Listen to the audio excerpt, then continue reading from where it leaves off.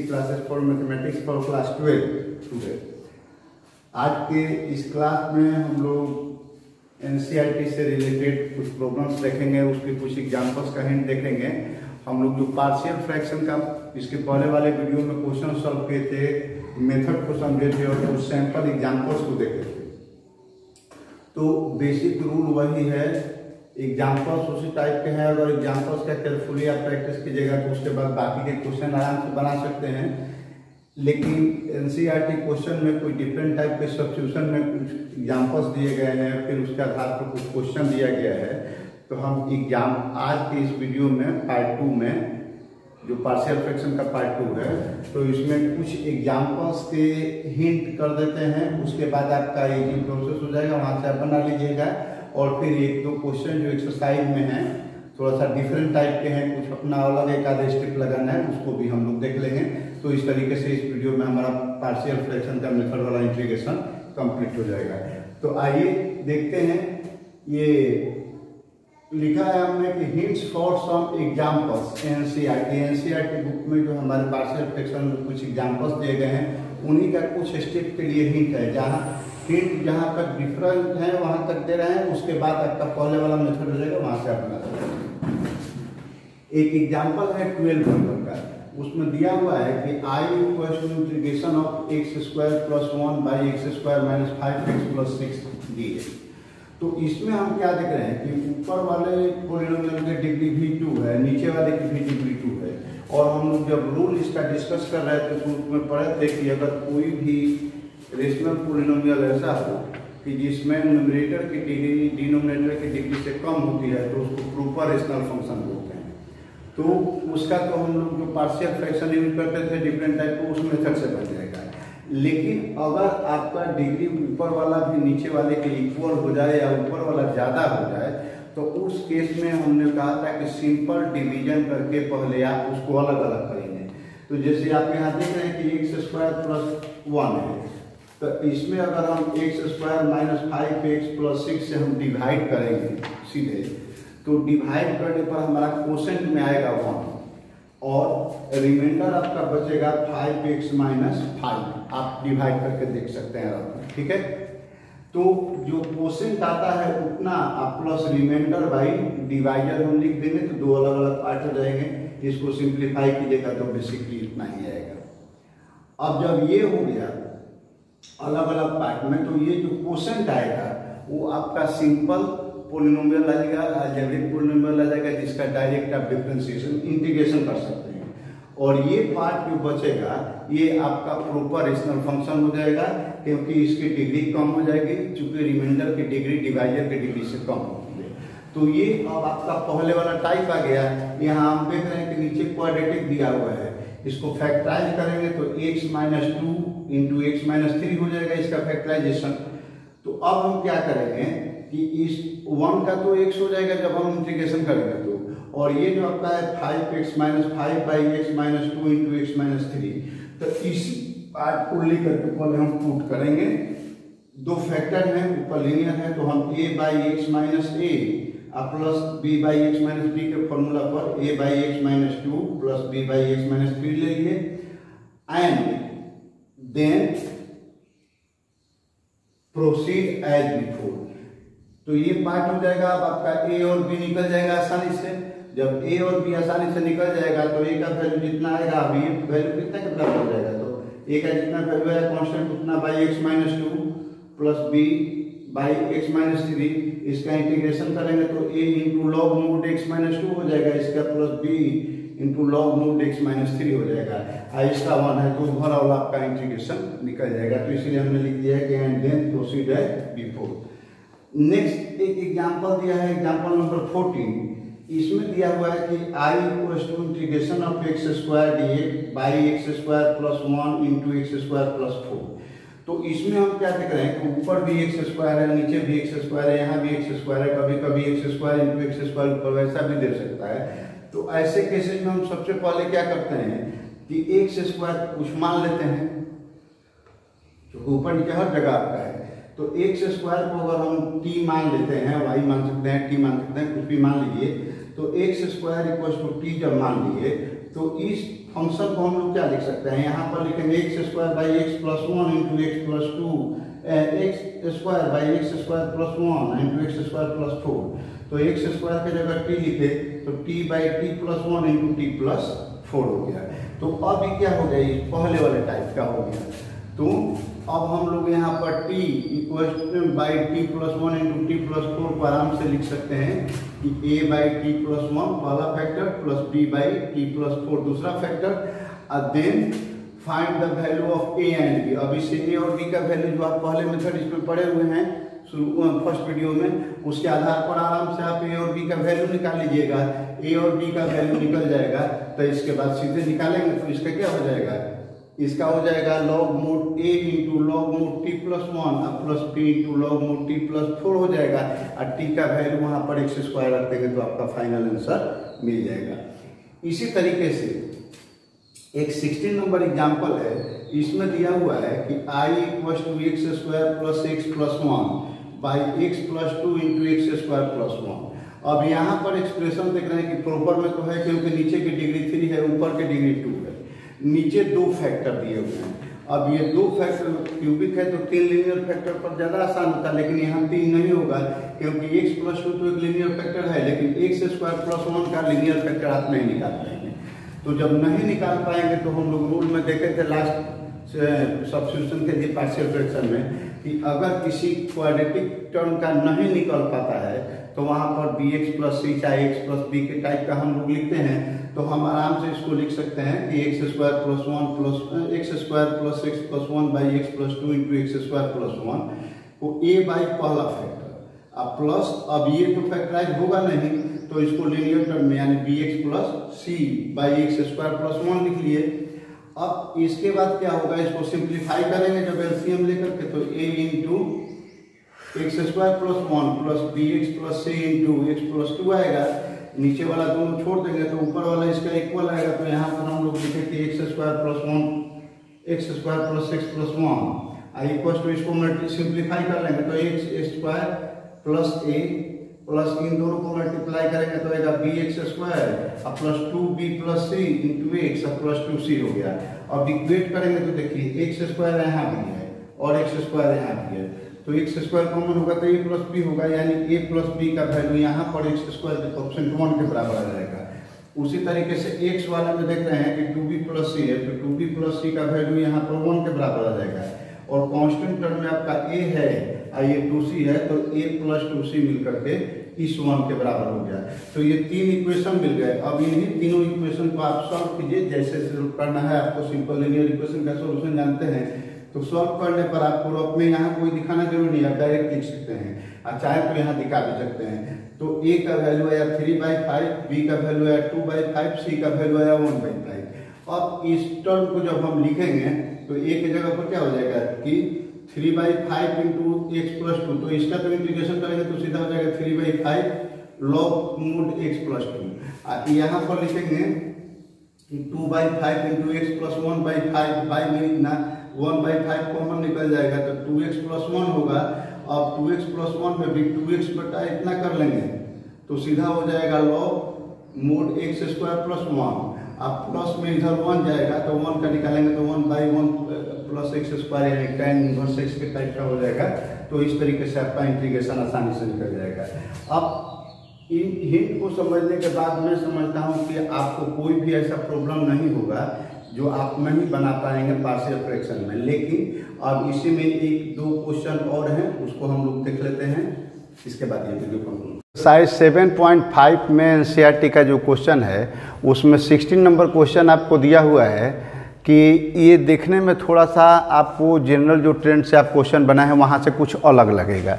यहाँ पर लिखा हुआ है कि integration of 1/x into x to the power n plus 1 dx। तो जैसे ही आप यहाँ पर पावर n देखेंगे तो थोड़ा सा हमारे लिए ये क्वेश्चन डिफ़िकल्ट हो जाता है कि भाई n का तो हम लोग पढ़े नहीं है, पावर 2-3 का पढ़े हैं, n दे दिया है तो हम क्या करें। कोई घबराने की बात नहीं है, आप उसको पहले स्टैंडर्ड फॉर्म में लाने का प्रयास कीजिए। तो आप जानते हैं कि x के कुछ पावर यहाँ अलग अलग दिए हैं, तो अगर हम सेम पावर देते हैं तो उसका सब्स्टिट्यूशन लेने में आसान होता है। तो आप x यहाँ पर जब दिया हुआ है और यहाँ 1 है तो हम ऊपर और नीचे दोनों में, हमने लिखा यहाँ नहीं है, लिखना कोई जरूरी नहीं है, आप लिख भी सकते हैं, नहीं भी लिख सकते हैं तो कोई दिक्कत नहीं है। न्यूमरेटर और डिनोमिनेटर दोनों को x to the power n-1 से मल्टीप्लाई कर देंगे। तो जब x to the power n-1 से मल्टीप्लाई करेंगे तो ऊपर वाला तो जितना है 1 है तो उतना ही रह गया कि x to the power n-1, और नीचे वाले x से उसको मल्टीप्लाई करेंगे तो हो जाएगा हमारा x to the power n। तो अब हमारा टर्म क्या मिला ये कि x to the power n-1 divided by x to the power n into x to the power n+1 dx। अब क्या है कि अब इसमें x to the power n को आराम से हम लोग कुछ मान सकते हैं। तो हमने मान लिया कि ये t है, y भी मान सकते हैं। तो अगर t इसको हम मान लेते हैं तो अब इसका dt कितना हो जाएगा, n into x to the power n-1 into d x equals to dt होगा x to the power n-1 जो आपका टर्म ऊपर मिल रहा है फैक्टर के रूप में dx, तो ये हो जाएगा 1/n इंटू dt। और तब हम लोग क्या लिख सकते हैं कि i इक्वल्स टू, अब x to the power n-1 dx के जगह पर 1/n dt लिखेंगे। तो 1/n हम बाहर निकाल दिए, dt हो गया यहाँ, और ये वाला टर्म आपका खत्म हो गया, dt में आ गया है, यहाँ पर बचा t इंटू ये t+1। तो अब 1/n आपका कांस्टेंट है, और ये जो आप पहले से मेथड यूज किए हैं उसी टाइप का क्वेश्चन हो गया। तो अब आप आसानी से पुट कर सकते हैं कि put 1/t plus t into t+1, तो a/t या प्लस b/t+1 कर लिए। अब इसको एलसीएम लेकर के जैसे सिंप्लीफाई करते हैं करेंगे, नीचे वाला टर्म हट जाएगा तो क्या आएगा, तो 1 equals to a into t+1 और प्लस b इंटू t आएगा। जब ये आ गया तो जैसे आप पहले जानते हैं सॉल्व करना, वैसे ही अगर t को हम ले लेते हैं 0, यहाँ वाला फर्स्ट फैक्टर को 0 लेंगे, a का मिल जाएगा, सेकंड वाले को 0 लेंगे, b का मिल जाएगा। तो यहाँ पर हमने सॉल्व किया है कि t इक्वल्स टू 0, तो एक, अब यहाँ पर आप ये 1 लिखेंगे, ये तो कैंसिल हो गया 0 होने के कारण। अब बच गया कि 1 equals to a into x के जगह पर, t के जगह पर 0 लिए हैं तो 0+1। तो अब इसको सिंपल करेंगे तो क्या हो गया, a का वैल्यू आ गया 1। ऐसे ही t+1 को अगर आप 0 लेंगे सेकंड फैक्टर को, तो इसको 0 लेने पर यानी t को आप -1 लेंगे, तो t को जब -1 लेंगे तो यही एक्सप्रेशन हो जाएगा कि 1 इक्वल्स टू b इंटू -1। यहाँ पर ये t+1 वाला 0 हो जाएगा, तो b का वैल्यू आ गया हमारा -1। तो अब हम लोग लिख सकते हैं कि 1/t इंटू t+1 को कि 1/t, a का वैल्यू प्लस b के जगह पर है -1, तो -1/t+1 हो गया। यहाँ माइनस है, ये प्लस है, तो यहाँ पर 1/t -1/t+1 हो गया। अब जब ये अलग अलग पार्ट में हो गए तो इंटीग्रेशन आसानी से निकाल सकते हैं कि i equals to 1/n into integration of 1/t into t+1 dt, तो 1/n हो गया। ये वैल्यू लिख लीजिए 1/t -1/t+1।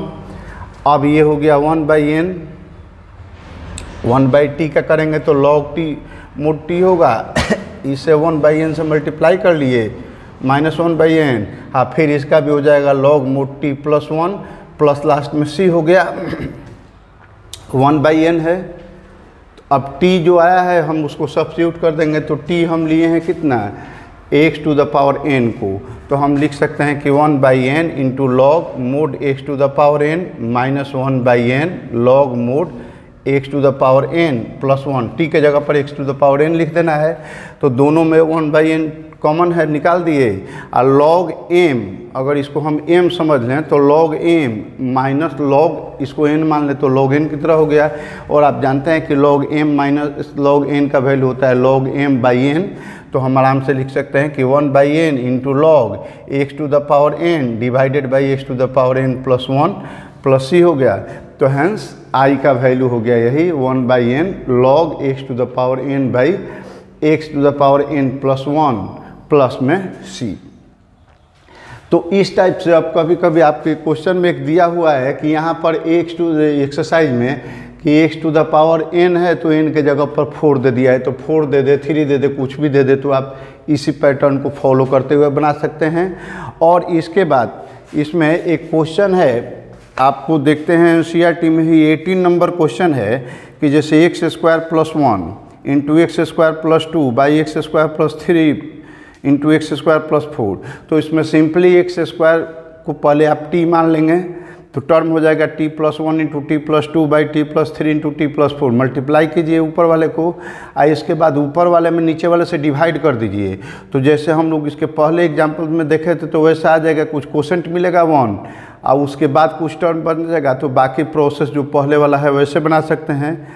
ये 19 नंबर जो क्वेश्चन है इसमें भी एक्स स्क्वायर को टी मानेंगे तो इसका dt सीधे हो जाएगा 2x dx equals to dt, और ऊपर में आपको 2x फैक्टर के रूप में मिला है तो ऊपर सीधे हो जाएगा dt और बाई में हो जाएगा t plus 1 into t plus 3 है। इसके बाद जैसे पहले वाला मेथड है पार्शियल फ्रैक्शन का वैसे एड करके बना सकते हैं। 20 नंबर भी है, उसमें आराम से ऐसे फैक्टराइजेशन करके बना सकते हैं। एक्स यहाँ पर x है और यहाँ पर एक्स स्क्वायर x का पावर 4 माइनस 1 है, ऐसे ही चलेंगे। और एक क्वेश्चन लास्ट इसका है कि integration of 1 by e to the power x minus 1, इसको हम लोग देख लेते हैं। इसके बाद एक दो ऑब्जेक्टिव क्वेश्चन है, बाकी आपको प्रैक्टिस करना है। आइए तो अब इसी एक्सरसाइज का 7.5 का 21 नंबर हम क्वेश्चन देखते हैं। लास्ट क्वेश्चन ये आपका है, दिया हुआ है कि i equals to integration of 1 by e to the power x minus 1 dx। तो अब अगर ये सीधे ऊपर आता तो डायरेक्ट आप निकाल लेते, लेकिन नीचे है बस केवल एक ही टर्म में दिया हुआ है, तो एक फैक्टर के रूप में दिया हुआ है। तो आपको कुछ कंफ्यूज हो सकता है कि हम इसमें पार्शियल फ्रैक्शन कैसे लगाएंगे, डायरेक्ट कोई फार्मूला नहीं मिल रहा है तो हम क्या करेंगे। तो फिर ऐसे ही केस में आपको ये देखना है कि पहले उसको स्टैंडर्ड पैटर्न पे लाइए, जो कि अब e to the power x है तो आपको एक्सपोनेंशियल टर्म है, तो उस एक्सपोनेंशियल को कुछ मान करके जनरल पोलिनोमियल के टर्म में लाइए। तो हम वहाँ पर क्या करेंगे कि e to the power x को अगर कुछ मान लेते हैं, जैसे हमने t मान लिया, तो इसको जब t मानेंगे तो इसका डिफ्रेंशिएशन करेंगे तो e to the power x dx equals to हो गया dt। तो हमारा ऊपर में केवल dx है तो dx का वैल्यू निकालेंगे तो 1 by e to the power x into d t हो गया। और e to the power x को आपने t माना है तो हम लिख सकते हैं कि dx equals to 1 by t into d t. अब ये जब हो गया तो इसके बाद i का वैल्यू आप पुट कीजिए, तो यहाँ dx है तो dx के जगह पर आप क्या लिखेंगे dt इंटू 1 बाई टी, और फिर इंटू में नीचे ही है आपको e to the power x के जगह पर t माइनस 1। तो हमारा एक्सप्रेशन क्या हो गया कि integration of 1 by t into t minus 1 into d t.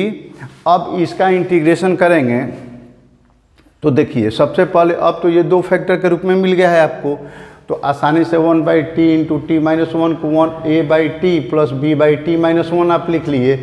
अब इसको करेंगे 1 by t into t minus 1, तो इसको सिंपल करेंगे तो a इंटू टी माइनस 1 अब प्लस b इंटू टी हुआ, बाई में t इंटू टी माइनस 1, ये दोनों छोड़ देंगे, कटा सकते हैं, छोड़ दीजिए। तो 1 का वैल्यू हो गया a into t minus 1 plus b into T. अब फिर वही बात पहले वाला रूल कि इसमें t है तो जब t को 0 लेंगे तो when t इक्वल्स टू 0 तो यहाँ 1 ये वाला आपका 0 हो जाएगा, तो a के जगह पर a इंटू 0 माइनस 1 यानी a का वैल्यू हमारा माइनस 1 आएगा, यहाँ पर माइनस a आएगा और एक 1 है तो a का वैल्यू हो जाएगा माइनस 1। ऐसे ही जब t माइनस 1 यानी सेकेंड फैक्टर को जब आप 0 लेंगे या t इक्वल्स टू 1 भी लिख सकते हैं तो आपको मिल जाएगा कि 1 equals to b into t यानी 1, तो b का वैल्यू हो गया 1। तो 1 by t into t minus 1 को आप लिख सकते हैं minus 1 by t plus 1 by T minus 1। ये माइनस शुरू में आ रहा है तो इसको बाद में कर दीजिए, शुरू में प्लस लिखते हैं जनरली, तो 1 बाई टी माइनस 1 फिर माइनस 1 बाई टी हो गया। अब इंटीग्रेशन पर आते हैं तो i equals to integration of 1 by t into t minus 1 t t, जो ये आपका टर्म था यहाँ से आपने लिया था इसका, तो इक्वल्स टू कितना हो गया 1 by T minus 1 by T का इंटीग्रेशन। ये लॉग की तरह है तो ये लॉग वाले टाइप पर है तो सीधे 1 बाई एक्स टाइप पर, तो लॉग मोड टी माइनस 1 और ये हो गया minus log t plus c हो गया।